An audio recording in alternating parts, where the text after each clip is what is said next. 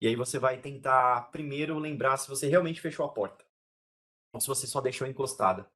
E aí você vai começar a duvidar de si mesmo, né, da sua própria sanidade mental, ou se foi o caso de alguém que provavelmente invadiu a sua casa. Então, meio que de uma forma natural, você está procurando alguma pista para tentar, a partir daquele fato, determinar o que aconteceu e o que que você deve fazer na sequência. Será que tem alguma marca no chão, alguma pegada? A porta tem algum indício de arrombamento? As minhas coisas ainda estão no lugar? Levaram algum objeto? Será que talvez, né, não sei, alguém possa ter entrado por engano, né? Como eu falei, numa casa por si só é mais difícil, mas num apartamento, num condomínio onde provavelmente, né, pode ser que todas as portas sejam iguais, alguém chegou ali mais tarde, depois de uma festa, né, um pouquinho mais alterado, digamos assim, e pode ter errado ali a porta, sei lá, se a porta estava aberta, de repente a pessoa entrou no apartamento errado, foi só um engano.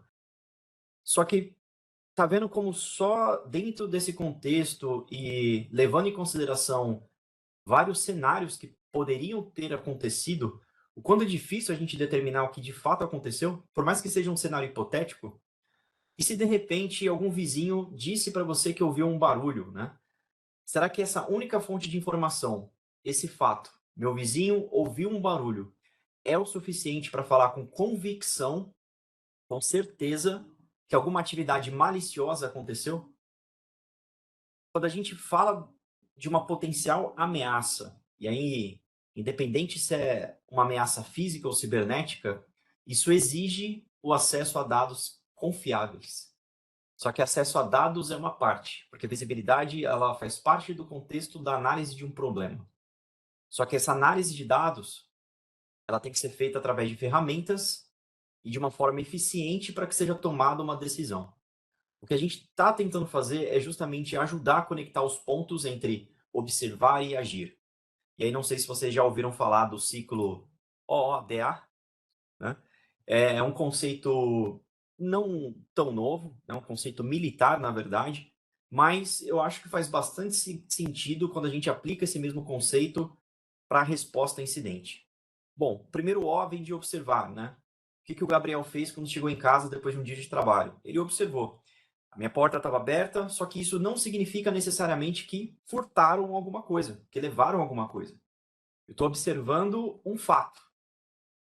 Ao que esse fato vai estar relacionado é outra coisa, porque eu preciso de uma orientação. Eu vou me orientar procurando pela minha casa itens de valor, se esses itens estão faltando, vou olhar lá minha TV, meu computador, né? Se eles estão no lugar, e aí eu preciso tomar uma decisão. Eu chego no meu próximo ciclo, que é o de decidir, decisão.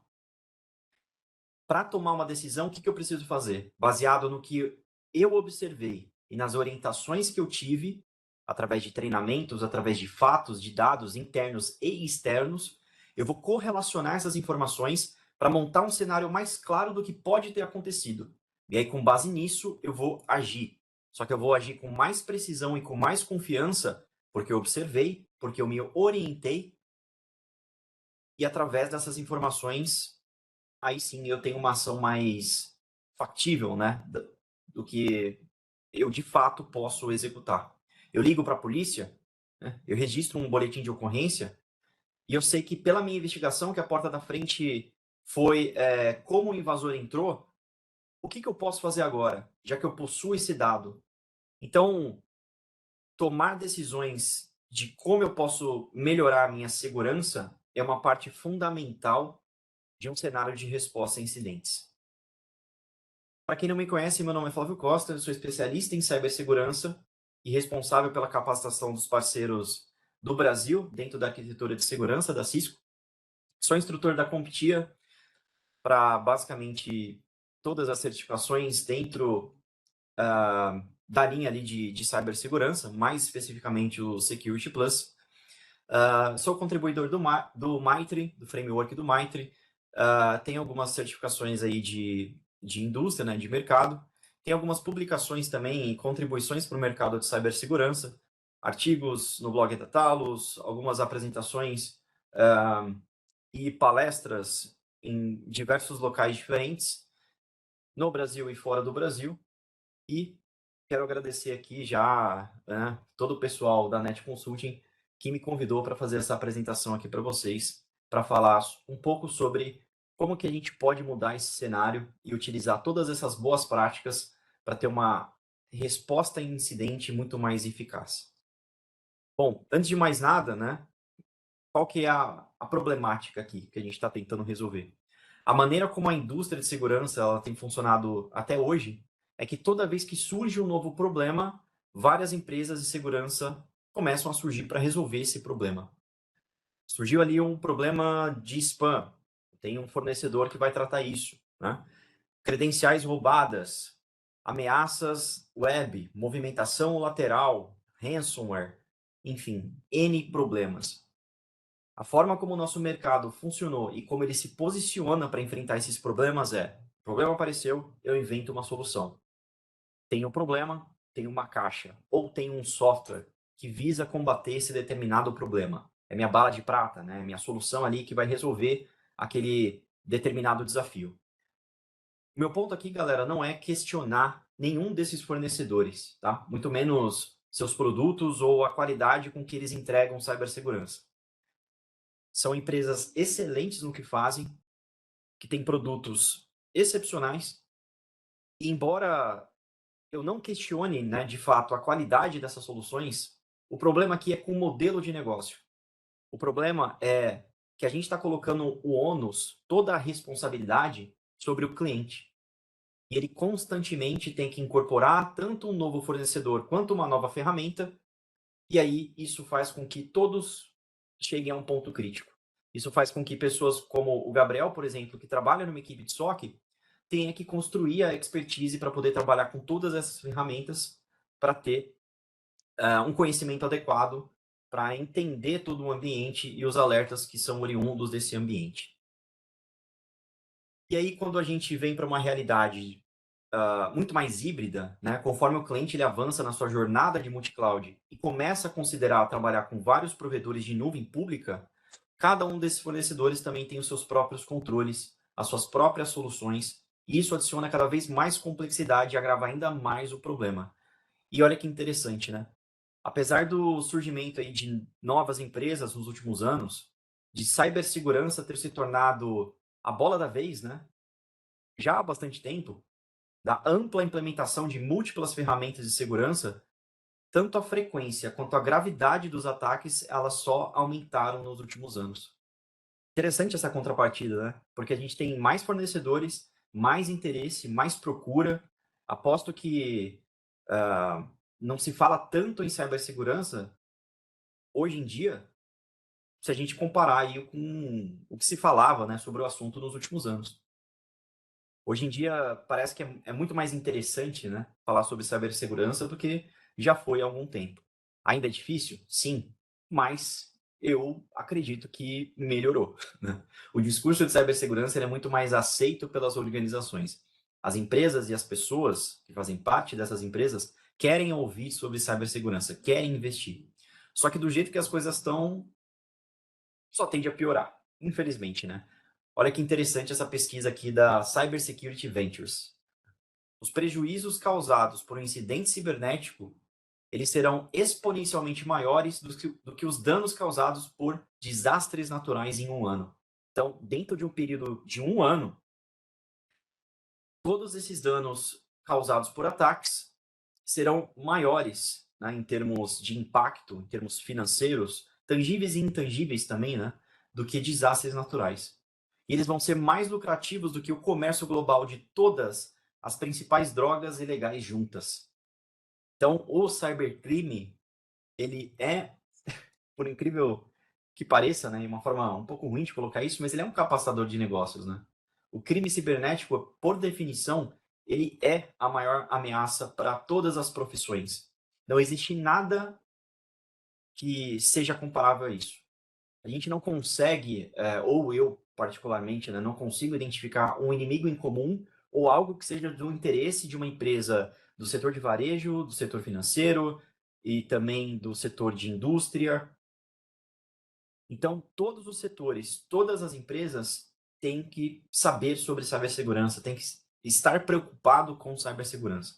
E vários fatores contribuíram para o aumento desses crimes, né?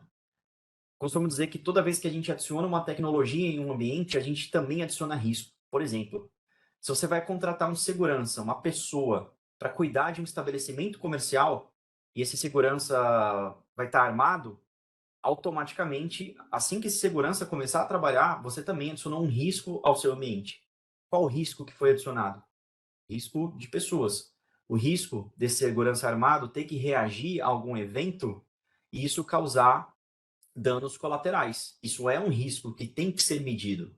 Voltando para o nosso ambiente, né, para a cibersegurança, quando a gente adiciona um firewall, a gente também adiciona risco. Por quê? Porque esse firewall pode ter uma vulnerabilidade que pode ser explorada para poder comprometer o nosso ambiente. E isso serve para qualquer coisa que você possa pensar. Por exemplo, criptomoedas. Qual que é o risco inerente do desenvolvimento das criptomoedas? Bom, a gente hoje tem algo chamado Ransomware as a Service. A gente tem fóruns na Dark Web que comercializam Zero Days. Aliás, a quantidade de Zero Days que a gente tem nos últimos anos, ela só aumentou. Justamente por conta disso. Um é um catalisador do outro. Um acaba favorecendo o outro. Outro exemplo do nosso dia a dia, que é comum para todo mundo. A criação do Pix do Banco Central. O que aconteceu logo após o Pix ser anunciado? Primeiro veio uma desconfiança, né, por parte da utilização das pessoas, o que é normal para cada tecnologia, mas depois veio o aumento do número de golpes, o sequestro do Pix, né? Novas modalidades de golpes apareceram depois do surgimento de uma nova tecnologia. E mais recentemente, a gente está vendo a mesma coisa acontecer com inteligência artificial. Galera, inteligência artificial é uma coisa nova? A aplicação da inteligência pode ser uma coisa nova, mas é um estudo que já existe há bastante tempo. Machine Learning, mesma coisa. É um subconjunto, né, de inteligência artificial. Então, novamente, isso não é uma crítica ao avanço da tecnologia, tá? Eu trabalho com tecnologia, eu sou a favor do desenvolvimento e do avanço da tecnologia. Eu só estou apontando um fato que é inerente ao desenvolvimento dela. Cada tecnologia inserida traz também um novo risco ao ambiente, e esse risco ele tem que ser medido. Beleza? Esse é o ponto.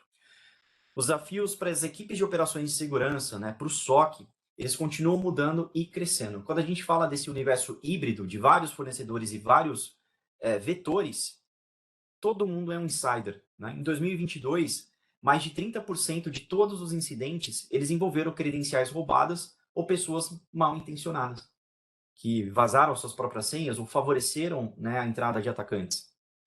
Os ataques eles podem começar de qualquer lugar. Não é só de fora do ambiente organizacional.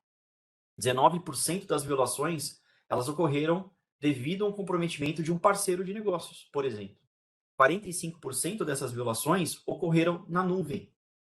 Né? Então, olha que interessante. O ambiente ali que, teoricamente, né, você acredita que está protegido, porque fez uma movimentação para lá, pensando muito também em segurança, mas ali também é um ponto de vulnerabilidade, porque, de novo, você vai investir na AWS, na Azure, na Google, na Oracle, enfim, qualquer outra nuvem, ao mesmo tempo que você faz esse investimento, você também está adicionando um novo risco ao seu ambiente que deve ser medido.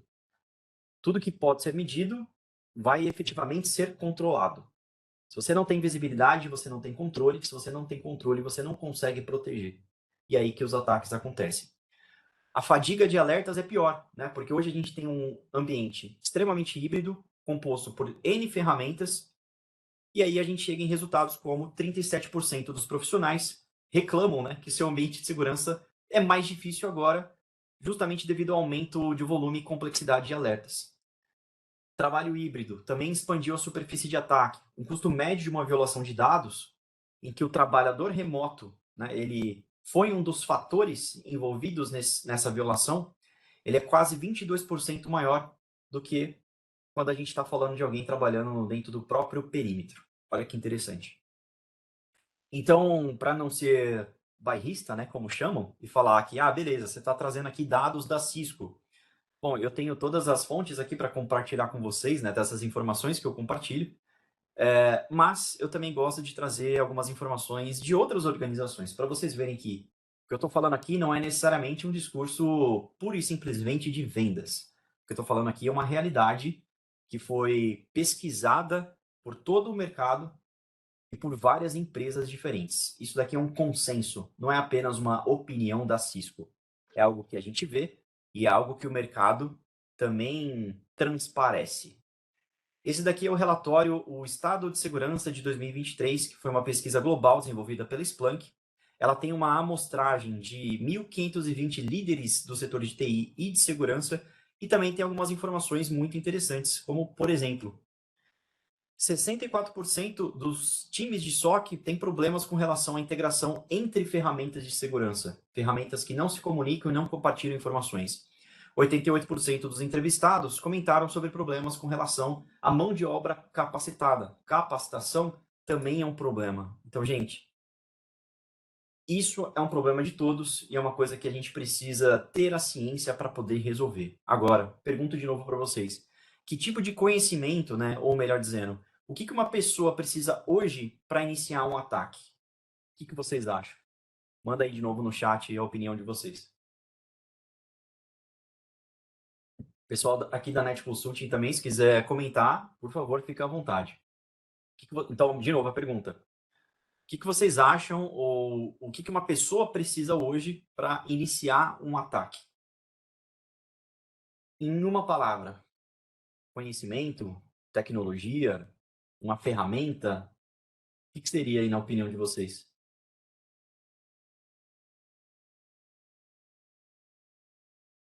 Um endereço de e-mail? Um endereço? Bom, aqui no meu caso eu vou falar para vocês o seguinte: a única coisa que uma pessoa precisa hoje para realizar um ataque cibernético, digamos assim, é o motivo. O cenário de ameaças ele evoluiu tanto que hoje ele habilita adversários menos sofisticados por conta do ferramental disponível. Ou seja, os TTPs, né, que nós chamamos, as táticas, técnicas e procedimentos, bastante conhecido e difundido ali pelo framework do MITRE, que no passado eles eram usados apenas por grupos sofisticados, né, como Turla, por exemplo, que eu já vou explicar para vocês e colocar como exemplo, que antes, né, atacava nation state, agora eles estão acessíveis para todo mundo. Se você fizer uma pesquisa no Google, você consegue encontrar uma ferramenta que é utilizada por uma dessas organizações, por uma dessas APTs, Advanced Persistent Threats, ameaças avançadas persistentes. Tá? Não se engane, o termo não é utilizado apenas para malware em si, mas também para grupos de adversários. Então a barreira de entrada ela diminuiu muito. É muito fácil para praticamente qualquer pessoa lançar um desses ataques que são considerados hoje sofisticados contra qualquer empresa, contra qualquer entidade, desde empresas menores até governos, né? Até estados-nação. Outro exemplo dessa facilitação, Flipper Zero. Já ouviram falar nesse dispositivo aqui? Vocês não ouviram falar, tenho dois pequenos vídeos aqui que eu já vou dar um play para mostrar para vocês. Mas esse dispositivo aqui, ele facilita com que o seu usuário, né, digamos assim, consiga clonar cartões, consiga fazer a leitura de qualquer tipo de dispositivo que funcione por infravermelho, por exemplo, né? Então ele tem essa característica de Wi-Fi, infravermelho, NFC, iButton, tá? Tem vários tipos de conexões diferentes. Uma dessas, né, utilizada bastante ali como cartão, né, como a porta de entrada dos hotéis, pode ser facilmente copiado, digamos assim. E não sei se deu para perceber, né, de tão rápido que foi o vídeo, mas é uma questão assim de um segundo, basicamente, para você conseguir copiar um desses cartões. Chegou ali perto da pessoa com esse dispositivo, você basicamente teve tempo suficiente para conseguir clonar o cartão. Um outro exemplo aqui, né, sendo utilizado naquelas máquinas de jogos, né, então, mesmo o dispositivo com um cartão que foi também clonado, pode ser ali utilizado para poder desbloquear um jogo, né, num equipamento. Então, alguns exemplos aí da utilização, se você jogar no YouTube Flipper Zero, você vai ver ali N vídeos diferentes, né, que demonstram essas capacidades dessa pequena ferramenta. O problema aqui é a ferramenta? Não. O problema é a utilização. O Flipper Zero ele foi proibido no Brasil, né? Qual que foi a justificativa para a proibição desse dispositivo de importação? Isso daqui diminui a barreira de entrada para que qualquer pessoa utilize um dispositivo como esse com propósitos ilegítimos.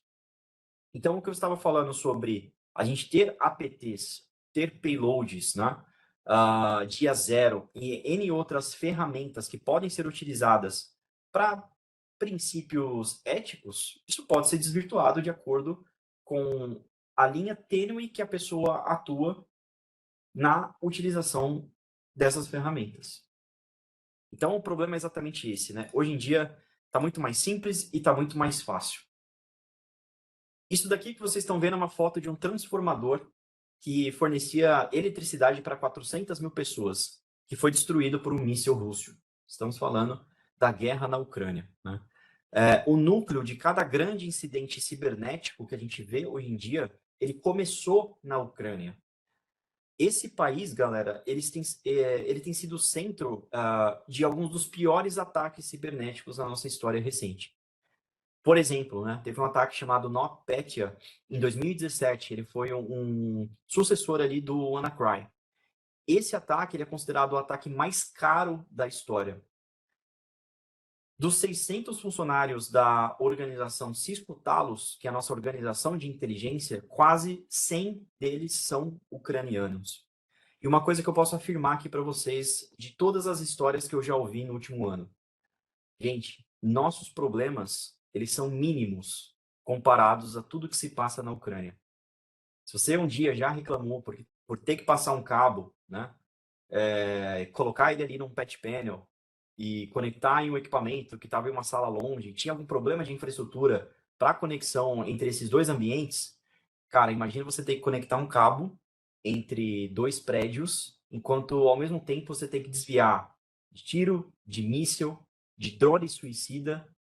Então, assim, qualquer problema que a gente acha que tem hoje, né, tem alguém na Ucrânia passando por algo pior. Dentro, obviamente, claro, né, desse contexto de cibersegurança.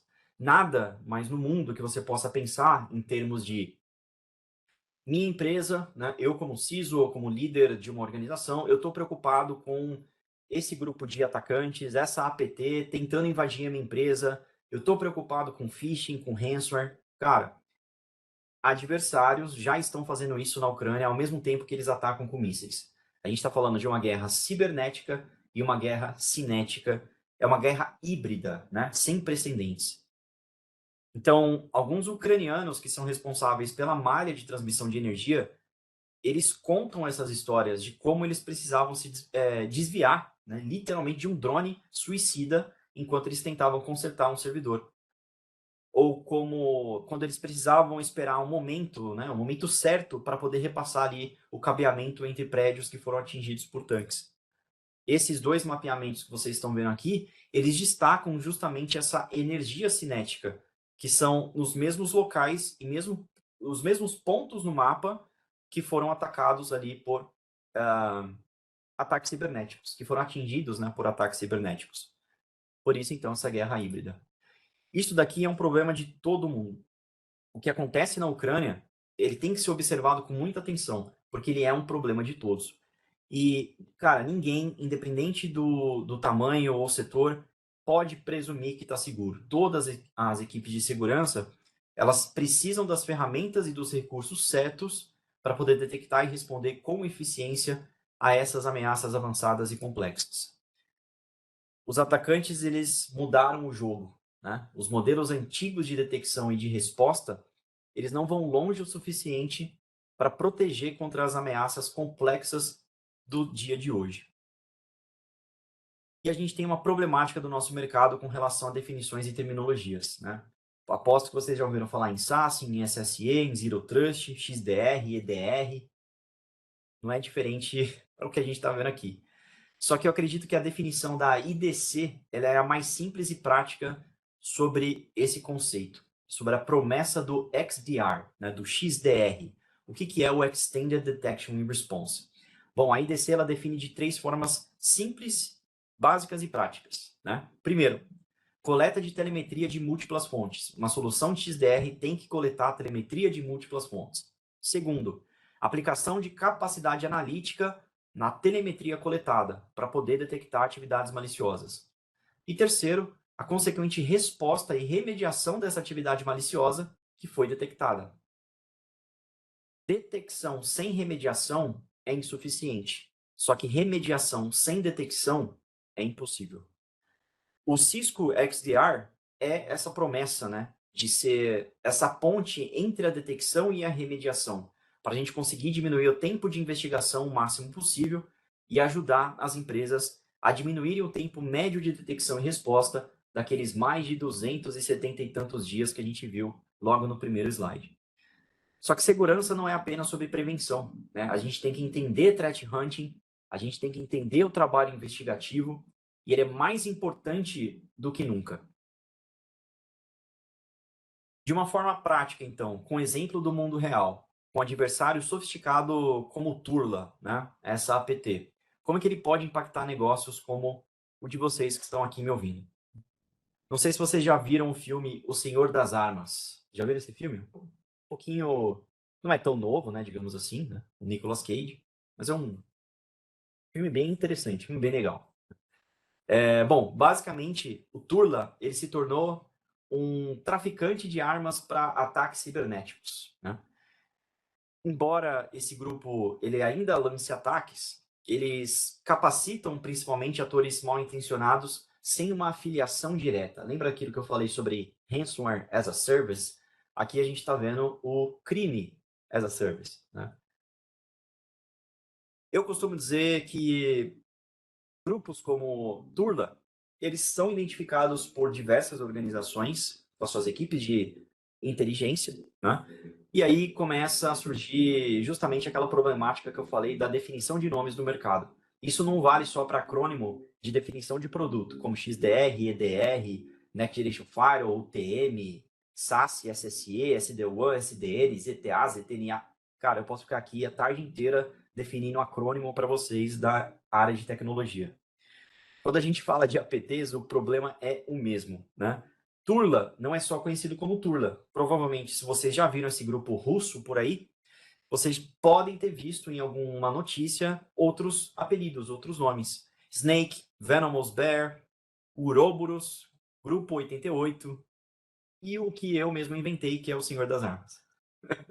Muito provavelmente vocês não vão encontrar em nenhum lugar por aí escrito Senhor das Armas se referindo ao Turla, mas recentemente eu vi que eles vão lançar o segundo filme, então eu queria trazer aqui essa notícia também em primeira mão para vocês, a mais alto nível, né, de fofoca, para falar que esse filme também está confirmado e provavelmente vai ser uma sequência bem interessante do que foi o primeiro. Então não considere Senhor das Armas como um dos nicknames, né, um dos referências ali por Turla. Esse nome não existe, é só para essa aplicação prática do que a gente está vendo aqui, porque de fato o que eles fazem é traficar armas cibernéticas para capacitar outros atacantes. Os serviços de inteligência da Estônia, eles associam esse grupo ao Serviço de Segurança Federal Russo, ao FSB, tá? Essa é a potencial origem dessa organização. Eles exploram temas relacionados a eventos atuais, eles utilizam bastante a técnica de watering hole, né? Engenharia social, para poder manipular as vítimas.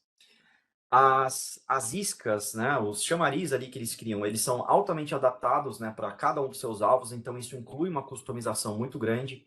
Domínios com nomes que são relevantes, nomes que são similares, né, para essas vítimas, e o uso de arquivos mais críveis, né, com anexos maliciosos. Eles também usam updates de produto. Então, por exemplo, se você entra num site e recebe alguma notificação, algum pop-up falando X produto precisa de atualização. Bom, você que trabalha na área provavelmente não vai clicar nesse link, né? Algumas outras pessoas podem, mas dentro desse contexto do Turla, o que ele faz é conseguir plantar de alguma forma essa notificação dentro do seu sistema operacional. E aí, meu amigo e minha amiga, se você trabalha com TI e você recebe uma notificação de atualizar algum aplicativo, alguma aplicação, algum software que você possui na sua máquina, eu duvido que você não vai clicar nesse botão. sendo uma notificação nativa do seu sistema operacional. É isso que esses caras são capazes de fazer. Aí você deve me perguntar, pô, mas o cara já então invadiu minha máquina, né? Qual que é a utilidade dele lançar essa notificação? Um escalonamento de privilégio? Né? Alguma forma de estabelecer persistência ou de passar despercebido para executar uma outra ação? Como vocês bem sabem, existem N técnicas para atingir N táticas ou objetivos. Quanto mais tempo eu consigo permanecer em um ambiente sem ser descoberto, como atacante, melhor para mim. Por isso que o tempo médio de detecção de ataques avançados ele é de mais de 270 dias. Né?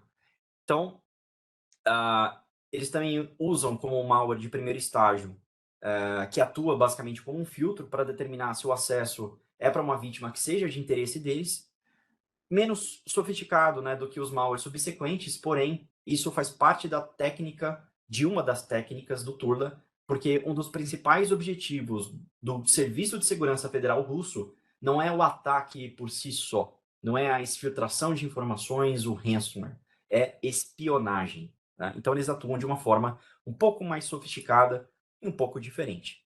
No fim das contas, a gente está tentando impedir eventos como esse. Né? Por exemplo, vamos colocar aqui como um ataque de ransomware. Também já foi identificado e associado à APT Turla. Normalmente, esses ataques começam como? Engenharia social, né? Por e-mail, com phishing, por exemplo. Lembra daquele e-mail do príncipe nigeriano, né, que precisa das informações da sua conta bancária para poder te transferir 100 milhões de dólares? Ou sei lá, né, qual que é o valor que eles utilizavam? Só que agora esse príncipe nigeriano, né, que foi aí bastante conhecido como um phishing, né, uns anos atrás, hoje ele é um ataque mais customizado. Ele não é, né, um príncipe aleatório de um país aleatório. Não. Ele é o seu chefe. Né? Ele é uma pessoa conhecida por você. Há um estabelecimento de uma comunicação e de um pretexto. Né? Na realidade, esses ataques eles são menos óbvios e mais sofisticados hoje em dia. Então você vai receber um e-mail que foi feito por alguma inteligência artificial, que pode ter sido feito com auxílio do chat GPT, por exemplo, né? Eles vão levar esse usuário a clicar em algum link, porque ali é feito esse conhecimento. Talvez esse link, né, ele gere alguma criação de um processo, como a execução de um comando PowerShell, rodando de uma forma silenciosa, ou agendado para ser executado em um determinado momento. Esse comando pode iniciar uma movimentação lateral, procurando se conectar a outra máquina, a sua rede, para alcançar os dados que ele precisa e fazer essa infiltração. Esse daqui, galera, que eu estou apresentando para vocês, é um homem andando no seu escritório durante 10 meses. É aquilo que eu perguntei se você conseguiria detectar.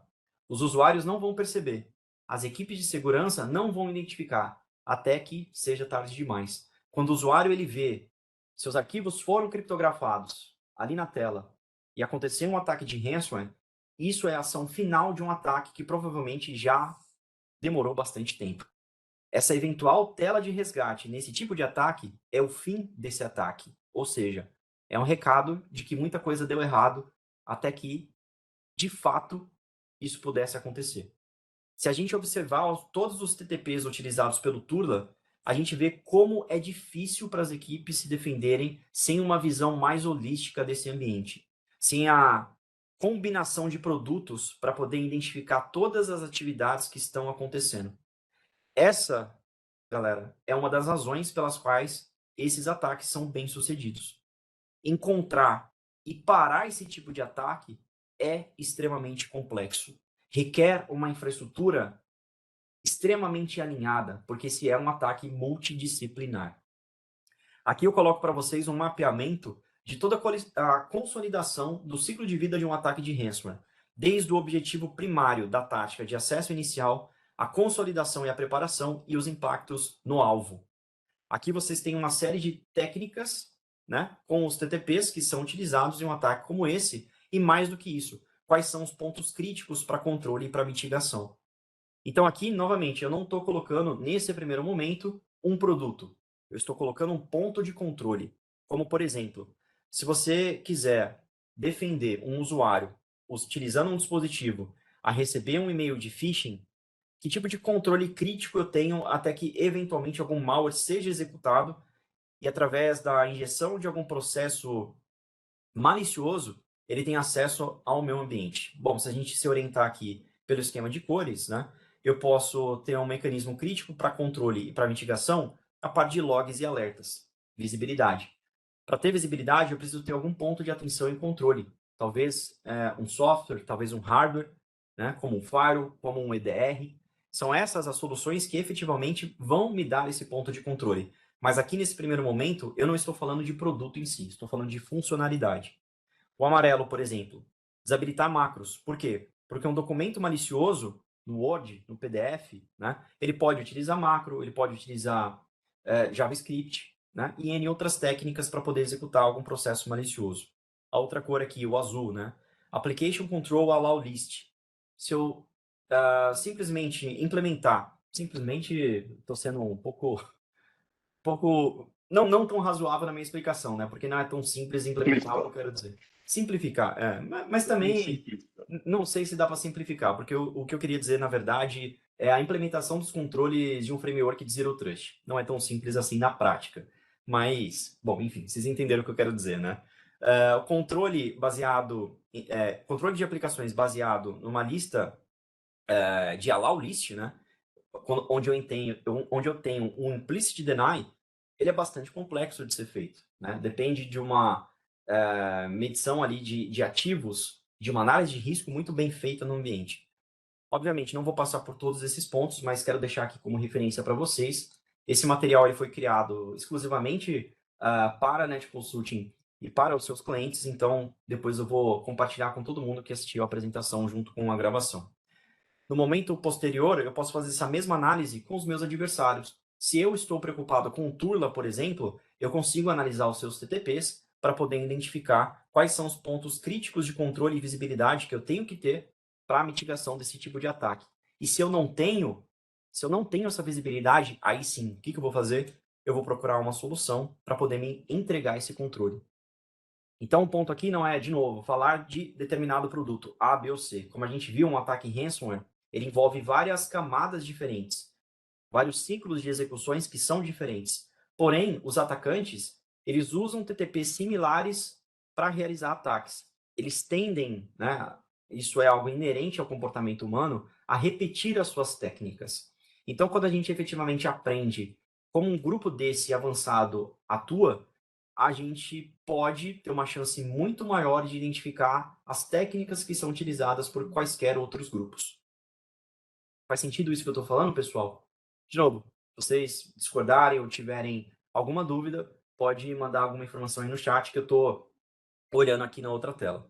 Mas aqui eu tenho um posicionamento de todas as soluções do portfólio da Cisco que podem efetivamente ajudar na detecção, na prevenção e na resposta de um ataque de ransomware. Tá vendo como não é tão simples assim? Não é um produto de um fornecedor A, B ou C, né? O que eu estou falando aqui não é comprem todos os produtos da Cisco. Não, o que eu estou querendo mostrar é o nível de complexidade que é necessário para a gente ter o controle correto para mitigar os pontos de atenção de um ataque multidisciplinar como um ataque de ransomware. Eu fiz um mapeamento também de todas as principais variantes que atacaram clientes no Brasil nos últimos anos, né? No Brasil e no mundo. Aqui, inicialmente, um mapeamento mais global, mais generalizado. Se a gente identificar aqui o tipo de criptografia, o tipo de acesso inicial, a gente vai ver que tem muitas coisas que se repetem, como, por exemplo, aqui eu coloquei vários atores diferentes, né? E vários grupos diferentes, mas todos eles têm em comum phishing. O Maze, por exemplo, que depois evoluiu para SecNet e depois se tornou Egregor, né, até eventualmente ser descontinuado e alguns de seus integrantes formar um cartel de ransomware com o Conti, com o Ragnar Locker, com inclusive o Lockbit, que é um dos grupos em execução até hoje, ele utilizava bastante Spear Phishing. Spear Phishing também é uma técnica utilizada pelo Conti. Phishing, né, por si só, também é uma técnica utilizada pelo Lockbit. Então, claro, esse é um exemplo mais generalista, né? Que phishing é utilizado ali por 99% desses grupos, mas dá para ter uma ideia e entender qual que é a relação, né, entre eles. Por mais que eles não estejam ativos, as pessoas, a gente vê muito essa movimentação no mercado de cibersegurança, né? Às vezes um profissional, ele sai de uma determinada empresa para ir para uma outra, mas ele continua trabalhando no mesmo meio. No mundo criminoso, no mundo do cybercrime, é exatamente a mesma coisa. Às vezes um grupo se desfaz porque ele acabou ficando muito conhecido e ficou visado, né, pelos departamentos de vigilância, pelas autoridades e forças policiais, e aí o que acontece? Eles ressurgem com outros nomes, mas por trás há indícios muito fortes de que as pessoas e os participantes são criteriosamente os mesmos, tá? Lockbit foi um dos mais ativos, né, em 2022, ainda é, né, em 2023, um dos mais ativos.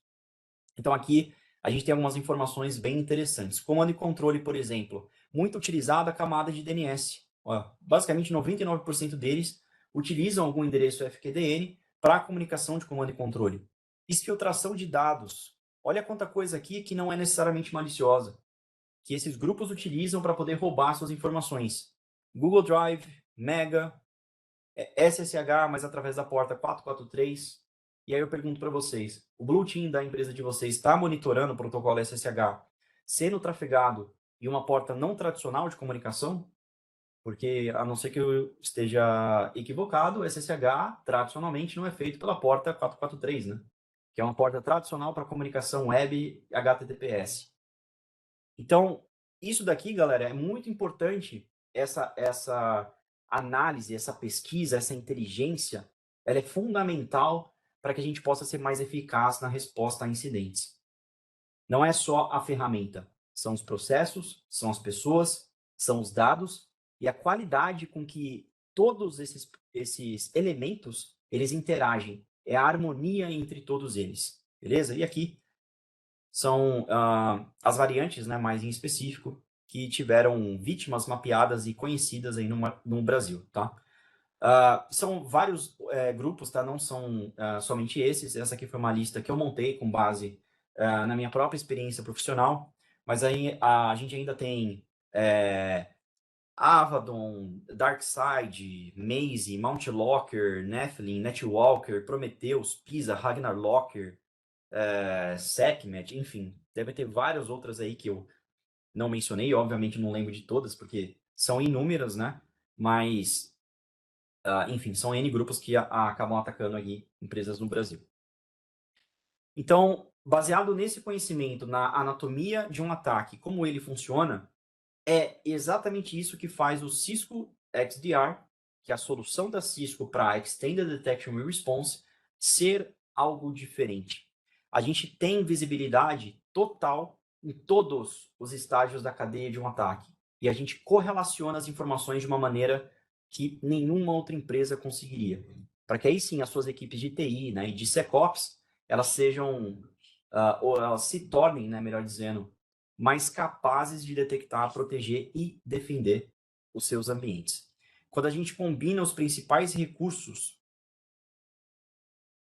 usabilidade, ecossistema aberto e extensível, automação orientada por inteligência artificial, a gente tem uma plataforma que é construída na nuvem da Cisco para entregar essa capacidade, né, que é realmente inigualável aí no mercado. Bom, nem tudo sobre Turla especificamente foi algo ruim, né? Na verdade, a gente aprende muito com esses grupos de atacantes. Por exemplo, a gente aprende que ferramentas de segurança elas precisam se concentrar nos comportamentos do invasor. Não adianta a gente fazer detecção baseada em assinatura. A gente precisa, não que a gente não deva, tá? A gente precisa fazer os dois, né? Não é só um, não é só outro. É toda uma correlação ali entre esses mecanismos de detecção. E muito do que a gente aprendeu também, ele impulsionou a capacidade das nossas próprias equipes a construir, né, uma ferramenta como o XDR que se adapta à natureza mutável desse cenário de ameaças atual, né, do nosso panorama atual aí de ameaças. Uma maneira do Cisco XDR se adaptar ao cenário de ameaças, está sempre em constante evolução, né, em constante mudança, aprendendo e atualizando os seus algoritmos e modelos com base em dados de inteligência para poder transformar possíveis falsos positivos em incidentes validados. A cadeia de ataque ela é aproveitada pelo Cisco XDR para fornecer uma estrutura mais abrangente para entender os diferentes estágios de um ataque, desde o reconhecimento inicial até o objetivo final. Como o ataque de ransomware, que é O objetivo, na verdade, né, é a criptografia dos dados, como a exfiltração desses dados. Então, com essa abordagem, as equipes de segurança elas conseguem identificar e responder a ameaças com muito mais eficiência em diferentes estágios durante a progressão do ataque. Por isso que essa visibilidade é fundamental. Essa característica de detecção ela nos dá uma possibilidade, né, muito maior de conseguir detectar os estágios iniciais de um ataque. E, obviamente, quanto mais cedo você consegue identificar um ataque, melhor. Eu mostrei uma variação desse slide lá no começo, né? Mas o Cisco Security Cloud, que compreende ali basicamente todas as nossas soluções e uma subdivisão, né, dessa plataforma, que é esse produto que eu estou falando para vocês, é o Cisco XDR. Onde que ele atua? Você vai continuar investindo nas suas soluções de software as a service, né, que é a camada de aplicações, na camada de serviços, na camada de infraestrutura, independente se ela é uma nuvem privada, né, um data center, se ela é uma nuvem pública, a gente quer colocar essa camada de segurança e de rede como um serviço, justamente para poder otimizar os dois lados. A gente ouve falar muito no mercado dessa convergência de soluções de rede e de soluções de segurança. A Cisco está convergindo também isso em seus produtos, né? Essa mesma ideia, ela é a base prática na qual o Cisco XDR foi construído. A gente abstrai os controles de segurança da infraestrutura subjacente e fornece uma visão mais abrangente desde o momento que o usuário clica em um e-mail até que uma aplicação acesse algum dado. E quando a gente tem essa visão de plataforma de ponta a ponta, a gente pode impedir esses ataques multidisciplinares, como o de ransomware, por exemplo. Muito melhor do que soluções pontuais de segurança que trabalham de uma forma individual. Porque aí você vai ter uma console, uma única visão para todo o seu ambiente. E aí o que é mais legal? Independente das soluções que você possui. Não importa se você está trabalhando com soluções da Cisco, da Checkpoint, da Palo Alto, da Fortinet, da Zscaler, independente do parque atual, da camada de infraestrutura e das soluções de segurança de rede, de endpoint, de e-mail, de nuvem, de aplicações, o Cisco XDR ele é uma solução aberta. Ele é um Open XDR. E eu estou falando Cisco XDR para vocês aqui porque esse é o nome do produto também, tá? XDR é uma definição de mercado, mas a gente decidiu adotar esse mesmo nome para facilitar o posicionamento dessa solução no mercado. De novo, o significado de XDR, Extended Detection and Response, mas também é um produto da Cisco, Cisco XDR. A última coisa que um analista de segurança precisa é de outra solução para adicionar a pilha de segurança, né? Então, o que a gente faz aqui com esse novo produto? Ele vai se diferenciar de todas as soluções existentes, porque ele é uma unificação de detecção, de investigação, de mitigação e busca de ameaças que integra não só o portfólio de segurança, mas ferramentas de terceiros também. Tem um estudo recente da ESG que ela fala que 2/3 dos clientes dizem que a sua eficácia de detecção é bastante reduzida quando os dados de soluções de segurança diferentes são mantidos em silos que estão desconectados. O Cisco XDR ele fornece essa visibilidade de ativos e ameaças e uma maior eficiência nas operações de segurança para fornecer recursos de resposta de uma maneira mais consistente e automatizada. Tá? E aí, essa é uma ferramenta que pode ser muito bem incorporada pela equipe de SOC, né? Seja ela uma equipe já in-house ou então através de um produto gerenciado pelo parceiro que tem essa expertise para poder entregar esse tipo de serviço para vocês, como é a Net Consulting, por exemplo. Beleza? Um ponto aí, Flavinho, só para complementar, um dos nossos desafios, né, como provedor de soluções, como parceiro da Cisco, é justamente colocar essa camada de inteligência, essa visibilidade para que as empresas consigam focar um pouco mais no negócio deles do que simplesmente tentar ficando correndo, brigando de gato e rato, né? São parte de tentativa de invasão.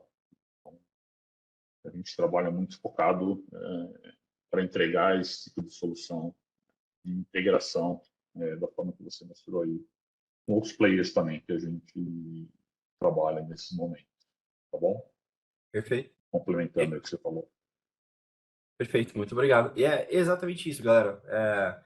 Independente de solução, de fornecedor, o XDR da Cisco ele é uma camada adicional de tecnologia que vai receber a telemetria de pontos nativos, né, de soluções diferentes que atuam cada uma em seu devido segmento de atuação, para poder dar correlação, analytics, uma investigação muito mais simplificada, automação e resposta, tudo isso utilizando a nossa base de inteligência, contexto de informações sobre seu ambiente local e sobre informações de indústria também. Framework do MitraTech também está integrado dentro da nossa ferramenta, né, justamente para poder localizar e ter essa taxonomia entre equipes diferentes através dos TTPs. Então, ele engloba todas essas áreas. O foco aqui, então, ele transferido, né, digamos assim, para resultados, né? Então, a gente consegue detectar mais cedo, conseguir também ali localizar onde estão os riscos, né, onde que eu estou mais exposto, priorizar os incidentes por impacto, acelerar as investigações para que não leve tanto assim para a capacidade de resposta e de recuperação, né? Então, eventualmente, todas essas perguntas que vocês fazem no dia a dia, né, que às vezes o seu chefe, né, o seu cliente pode perguntar, a gente consegue entregar essas respostas. Tá? Existem vários pontos no programa de gerenciamento de incidentes de um SOC em que o XDR ele pode ser implementado, né? Alguns casos de usos mais notáveis, digamos assim, que a gente vê, pelo menos de uma forma mais comum, priorização de resposta, tá? E exposição de ameaças com threat hunting sob demanda, né? Então, o nosso objetivo aqui é basicamente fazer todo o Tier 1 tão efetivo, né, tão eficiente quanto o Tier 2. É habilitar essa equipe para que ela tenha essa mesma eficiência. E aí, eu tenho aqui para vocês, não vai dar tempo da gente fazer uma demo, né, do produto, mas se vocês tiverem interesse depois de ver, eu não quis focar tanto aqui em produto, mais na problemática, em como a gente consegue resolver esse problema, mas a equipe aqui da Net Consulting está preparada para poder atender vocês nessas necessidades e poder fazer um follow-up para a apresentação da solução com um pouco mais de profundidade ali em uma demonstração, tá? Mas a gente consegue fazer uma correlação e todo o mapeamento de incidente, isso daqui de várias soluções de segurança, tá? Dentro de um único relatório de risco. Esses números aqui de prioridade que vocês estão vendo, né, com as cores azul, vermelho, amarelo, né, eles indicam justamente essa automação que é feita para mostrar para você o que deve ser tratado com mais prioridade, né? E aí a resposta pode ser uma contenção, pode ser a identificação de vulnerabilidades, enfim, existem várias maneiras de a gente responder e dar uma ação mais imediativa ao nosso ambiente, né? Se eu tenho uma solução de NAC, por exemplo, e eu identifiquei uma ameaça em 5 endpoints, eu consigo, através justamente dessa mesma tela, selecionar esses hashes, né, esses observáveis, por exemplo, que vocês estão vendo aqui no canto superior direito, e bloquear esses hashes em todo o meu ambiente, não só nessas máquinas que foram detectados a presença desses arquivos.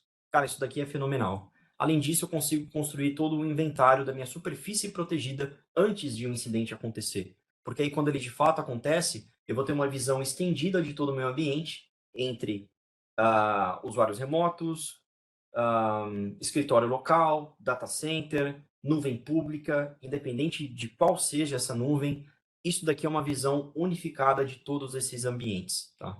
Esse é o centro de controle, né?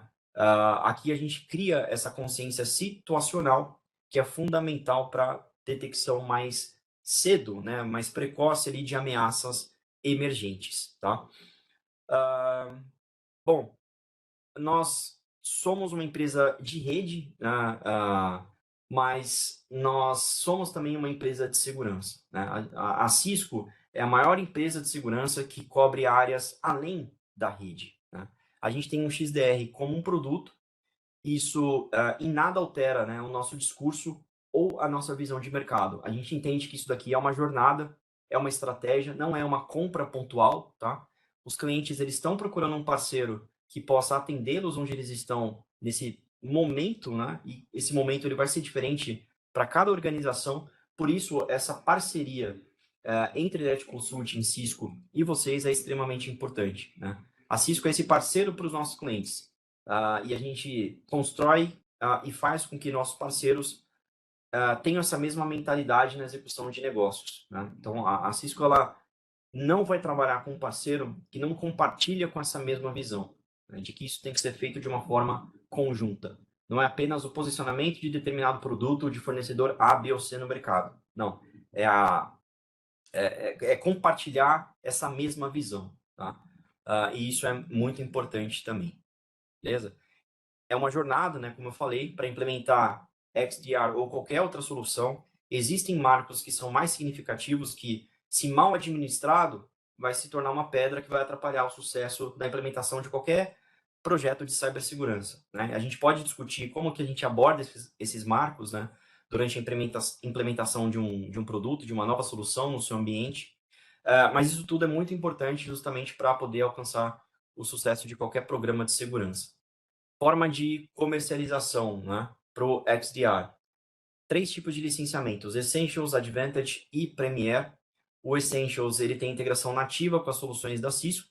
A diferença ali para o Advantage é que nesse suporte intermediário, né, de licenciamento, ele tem integrações com ferramentas selecionadas de terceiro, e o pacote Premier, né, o mais completo, ele tem validação de segurança por meio de pentest, serviços relacionados de resposta a incidentes da equipe da Cisco mesmo, da Talos, e isso aí é perfeito para quem precisa das vantagens do XDR, mas não tem os recursos internos necessários para poder desenvolver. Além do que, né, de tudo isso, o nosso parceiro, a Net Consulting, está preparada para poder entregar todos esses serviços de uma forma regionalizada para vocês também.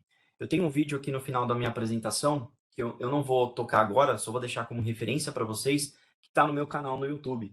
Eu não falei no começo, né, mas eu tenho também um canal no YouTube chamado Segurança Descomplicada, e lá eu acabei de lançar um vídeo sobre a visão de futuro da Cisco de aplicação de inteligência artificial generativa para essa solução que eu acabei de mostrar para vocês, que é o AIMS, Cisco AIMS, né? A nossa inteligência artificial.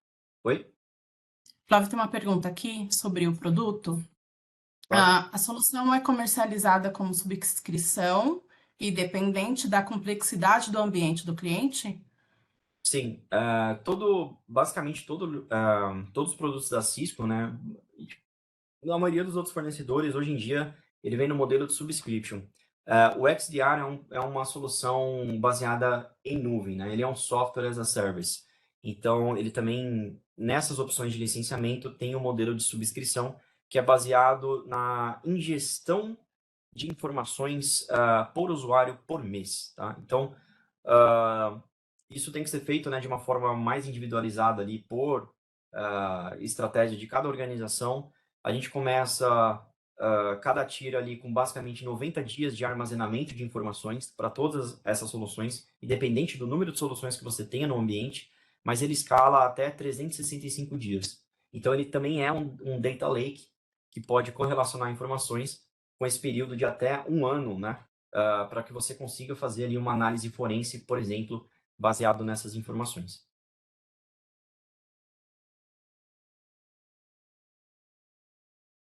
Certo?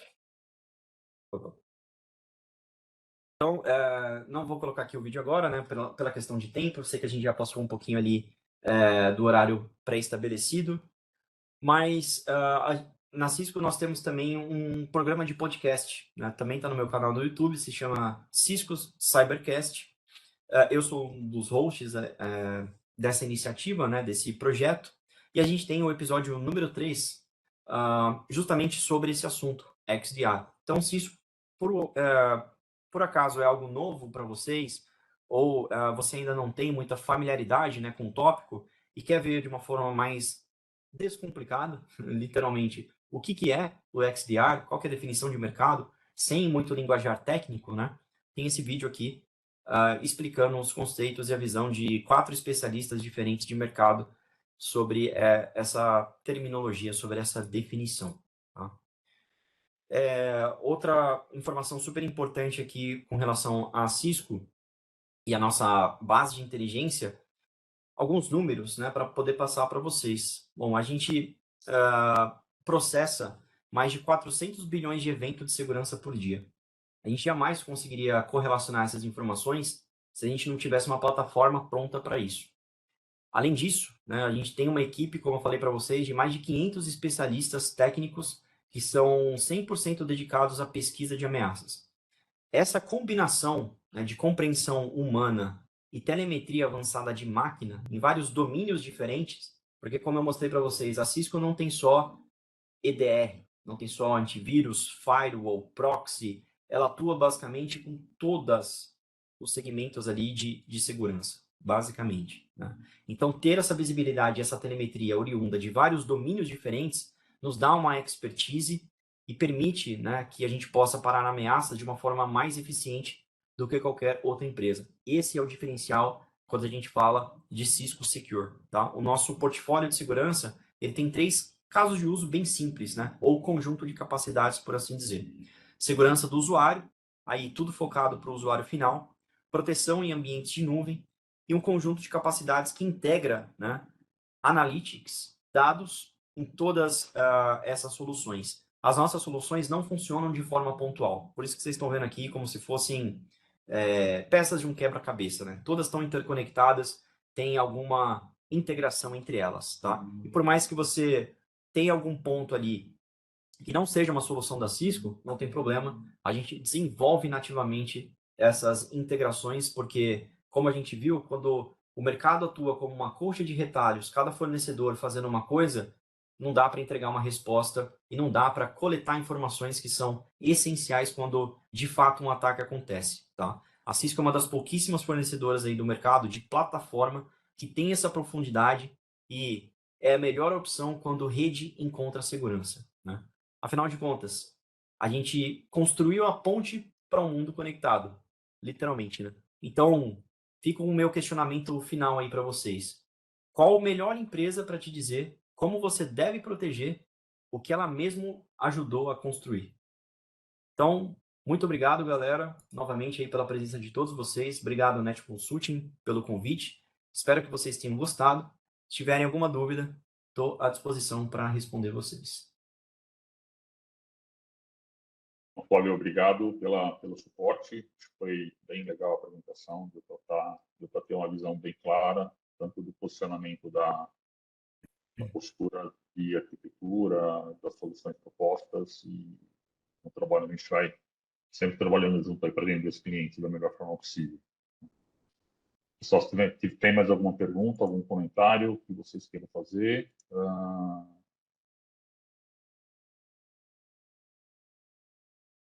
senão a gente estourou o tempo aqui que a gente estava previsto, mas a gente está à disposição para qualquer contato, qualquer dúvida que venha surgir depois. Podem entrar em contato através dos nossos canais. O Cris deve soltar aí uma pesquisa sobre o webinar, o que vocês acharam, e vai ter nosso contato lá também. Ok? Sim.